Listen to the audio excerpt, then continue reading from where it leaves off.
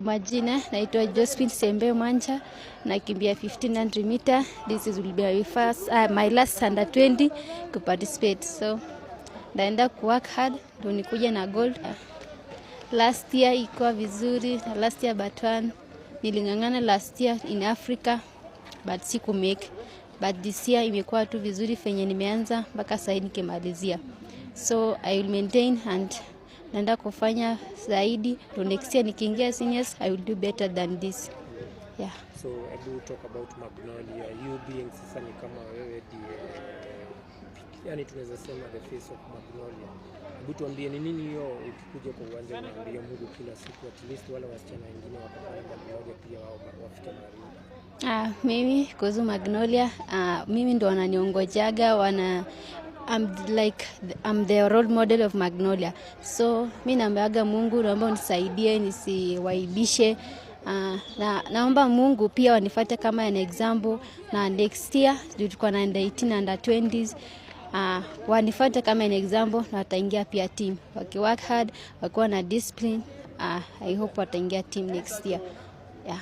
So talk more about Magnolia. Imekuwa na umuhimu gani kwa kutoka wakati ulijoin mpaka sasa? Magnolia imenisaidia mimi kuanzia nilipoanza mbio mpaka sasa hivi. Sikuwa najua athletics nini, but the way I find Magnolia organization, like the like of Daresh, Ango Aaron and Coach Lesuda, ndo maisha yangu meanza kubadilika.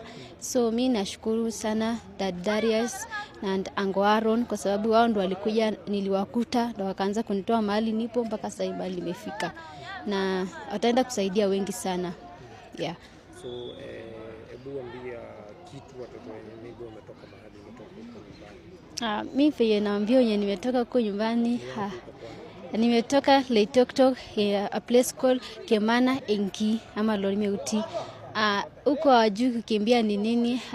When I started wanaanza kusema najichosha, wananiambia acha mbio nini, walinipea discouragement but sikufunjika moyo. Mimi niliendelea mpaka sasa hivi. So yenye nawaambia wanione fenya nafanya na wajitokelezee wa present Marland. Yeah, kwa Masai hatujui mbio ni nini, lakini saa hizi you are coming.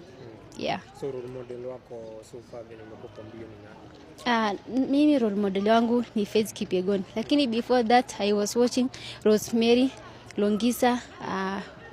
Mimi nafuatiliaga yeye, so I like her the way she's running and one day I will become like her.